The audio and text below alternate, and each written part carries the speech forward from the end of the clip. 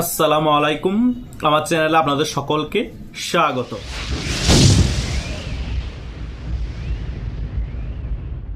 আজকে বাংলাদেশের সেরা দুই টোকাই নিয়ে আলোচনা করব।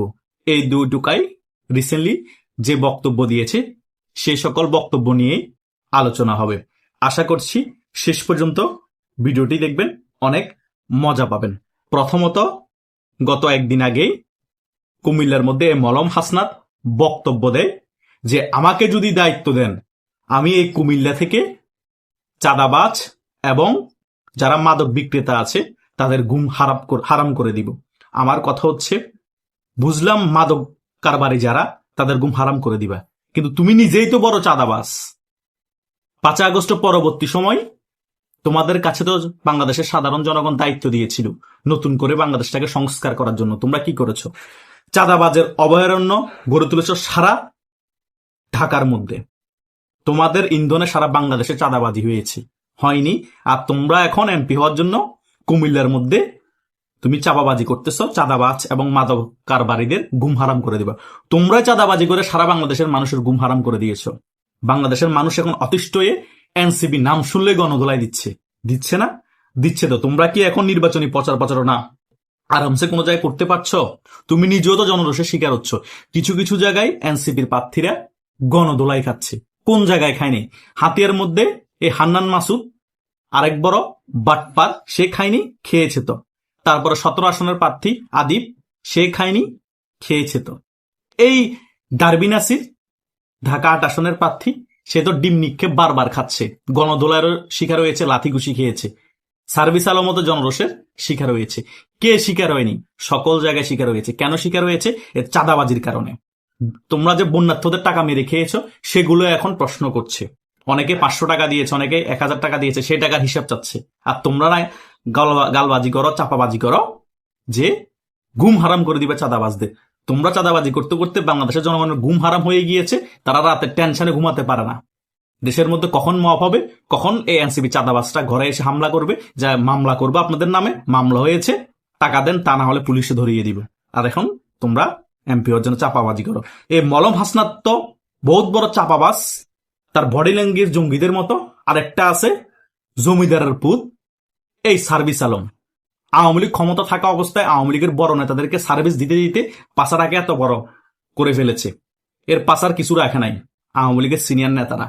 আর সে লুঙ্গির তলে থেকে আওয়ামী লীগের বাসটা মেরে দিয়ে এখন সে নাতির পুত সেজেছে, জমিদারের নাতি। সে এখন এনসিপির অনেক বড় নেতা। সে এখন এমপি হবে পঞ্চগড় থেকে। সে বক্তব্য দিচ্ছে আমরা ক্ষমতায় আসলে বাংলাদেশ পরিবর্তন হয়ে যাবে, বাংলাদেশের মধ্যে নতুন করে ফ্যাসিস্টের আমরা জন্ম হতে দিব না। আরে বাটপার, 5 আগস্টের পরে সত্যিকারের ফ্যাসিস্ট যদি জন্ম হয়ে থাকে 5 আগস্টের পরে বাংলাদেশে হয়েছে, কাদের হাত ধরে হয়েছে? তোদের মতো এই সকল বাটপার এবং সার্ভিস আলমদের মতো টোকাইদের কারণে বাংলাদেশে নতুন করে ফ্যাসিস্টের জন্ম হয়েছে। তুই এক বাটপার সার্ভিস আলম, আরেক বাটপার হচ্ছে এই মলম হাসনাত। এই দুই টোকায় সবচেয়ে বেশি নাচানাচি করেছ 5 আগস্টের পরে। বাংলাদেশে ফ্যাসিস্টের জন্ম তোরাই বাংলাদেশে 5 আগস্টের পরে করছস। এমন কোন আচরণ করস নাই বাংলাদেশের মানুষের সাথে এবং আওয়ামী লীগের সাধারণ কর্মীদের সাথে বাদ রাখস নাই। সকল জায়গায় মপ করেছস, চাঁদাবাজি করেছস, গুম হত্যা, সকল কিছুর সাথে তোরা জড়িত ছিল। এখন বলতেছস বাংলাদেশে আর ফেসিস্টে নতুন করে জন্ম হতে দিব না। আরে জন্ম হবে কোথা থেকে? তোরা নিজেরাই তো নব্য ফেসিস্ট হয়ে বসে আছিস। তোরা নিজেরাই তো জন্মগ্রহণ করে ফেলছস। আর জন্ম হওয়ার সুযোগ আছে নাকি রে বেটা? চাপাবাজি, গালবাজি হয়তো আরো কিছুদিন করতে পারবি, কিন্তু বেশি দিন স্থায়িত্ব থাকবে না। নির্বাচনটা হতে দে। পিঠের চামড়া, পাছার চামড়া একটাও থাকবে না, যেই ক্ষমতায় আসুক না কেন। বুঝতে পারছস? আল্লাহ ছাড় দেন, কিন্তু ছেড়ে দেন না। মিথ্যা প্রকাশ করে বিভিন্ন ধরনের মুনাফিকি কার্যকলাপ করে বাংলাদেশের মানুষকে 5 আগস্ট গুমরা করে শেখ হাসিনা সরকারের পতন ঘটিয়েছস। 5 আগস্টের পরও গুমরা করে 2-3 মাস রেখেছস। তাদের মাথার উপর লবণ রেখে বড়ি খেয়েছস। টাকা পয়সা চাঁদাবাজি করে হাতিয়ে নিয়ে এখন জমিদারের নাতি সাজতেছস। তোর কোন 14 গোষ্ঠী জমিদার ছিল রে বেটা সার্ভিস আলম? তুই সিরাজোতা বাটন মোবাইল পরে পরে রাস্তায় শুয়ে থাকতে আমরা ওই সকল ভিডিও দেখেছি আন্দোলনের টাইমে। তুই আন্দোলনের পরবর্তী সময় শেখ হাসিনার পতন হওয়ার পর পরে কি এমন আলাদিনের চেরাক পেয়েছস? তোর কোন বাপ দাদার আমলের জমিদার ছিল যে তুই 2 কোটি টাকার গাড়ি চরস, তুই 2.5 লক্ষ টাকার মোবাইল 2টা ব্যবহার করস? 14-15 লাখ টাকা খরচ করে পঞ্চগড়ের মধ্যে শোডাউন দেশ। মলম হাসনাতে তো সেম কাজ করেছে।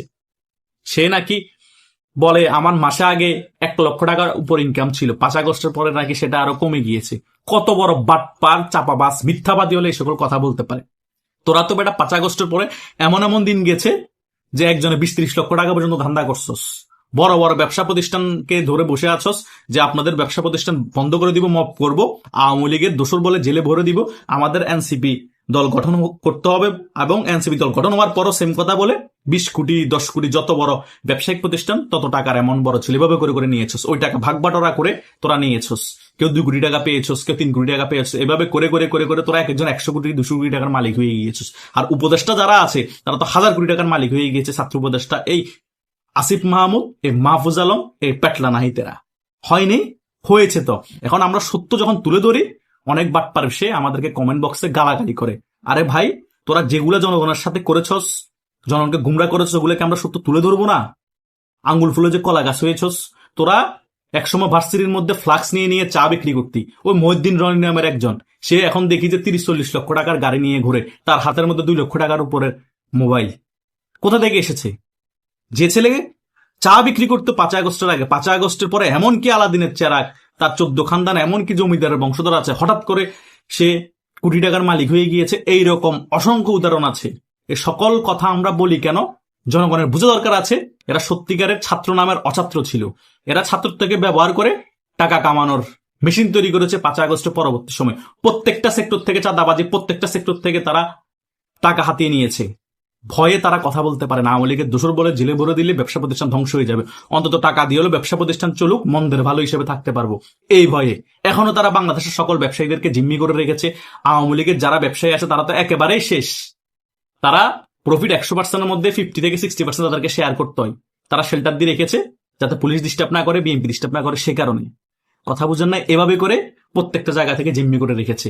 ওই কথা আছে যে বিএনপির যে সকল নেতা কর্মীরা আছে তারা ফুটপাতের চাঁদাবাজি করে, আর এনসিপি আর জামাতের এরা বড় বড় ব্যবসা প্রতিষ্ঠানে চাঁদাবাজি করে। বিএনপির কর্মীরা 500-1000 টাকা পাইলেই খুশি ফুটপাত থেকে, আর এরা 5 লাখ 10 লাখ 1 কোটি 2 কোটির নিচে চাঁদাবাজি করে না। তাহলে বড় চাঁদাবাজ কারা? বিএনপি নাকি জামাত? এই এনসিপি। এরা সবচেয়ে বড় চাঁদাবাজ হচ্ছে শিবির এবং এনসিপির কর্মীরা। কিন্তু বিএনপির এরা নিকৃষ্ট চাঁদাবাজ, কারণ 500-1000 টাকা খায়। আওয়ামী লীগের এরকম কিছু নিকৃষ্ট চাঁদাবাজ ছিল যখন ক্ষমতায় ছিল, কারণ এদের কর্মী বেশি আওয়ামী লীগের এবং বিএনপি, সেই কারণে তারা ফুটপাতও খায়, বড় আকারও খায়। কিন্তু জামাত এবং এনসিপি টোকাইগুলার কর্মী কম, সে কারণে তারা বড় জায়গায় হাত দেয়। খাইলে বড় দান খাবো, কালার হইলে হইলাম, বড় দান তো মেরে দিয়েছি। বুঝতে পেরেছেন? এভাবেই চলছে দেশ। কার থেকে কে বড় চাঁদাবাজ প্রতিযোগিতা চলছে, একজন একজনকে চাঁদাবাজ বলে গালি দিচ্ছে। ওই কথা আছে, দাঁড়িয়ালা খায় মশালা বেজে যায়, এরকম কাহিনী চলতেছে। দিন শেষে সবাই খায়, দাঁড়িয়ালাও খায়, মশালাও খায়, কিন্তু একজন একজনের গায়ের উপর দোষ চাপাই। কথা বুঝেন নাই? আওয়ামী লীগের আমলও যে এরকম কেউ তুলসী পাতা ছিল না, ধোয়া তুলসী পাতা। আর এখন বিএনপি বলেন, জামাত বলেন, এনসিপির আমলও কেউ ধোয়া তুলসী পাতা না, বরং আওয়ামী লীগের আমলে দুর্নীতি হলো, দুর্নীতির পাশাপাশি উন্নয়ন হয়েছে। কিন্তু এদের আমলে তো উন্নয়নের কিছু নাই, বরং শুধু দুর্নীতি চলতেছে। কে কার থেকে বড় চাঁদাবাজ সেটা প্রমাণ করার জন্য উঠে পড়ে লেগেছে। বুঝতে পেরেছেন? সে কারণেই তো এই মলম হাসনাদের মতো টোকাইরা বলতে পারে চাঁদাবাজ এবং মাদক কারবারীদের ঘুম আরাম করে দিবে। তারা নিজেরাই যেটা, তারা এখন সেটা বক্তব্য দেয়। আরে বেটা, তোদের কারণে মানুষের এখন ঘুম আরাম। সার্ভিস আলম বলে যে বাংলাদেশে যাতে আর কোনো ফেসিস্টের জন্ম না হয়, জন্ম তো তোরা নিয়েই ফেলেছিস ফেসিস্ট হয়ে। বুঝেন না ব্যাপারটা? এখনো যদি না বুঝেন, আর কিছু বুঝাতে পারবো না, সকল কিছু ভিডিওতে আছে। তারপরে যদি আপনাদের মনে কিছু ঘুরপাক খায়, আমাকে কমেন্টে জানাতে পারেন। ধন্যবাদ সকলকে।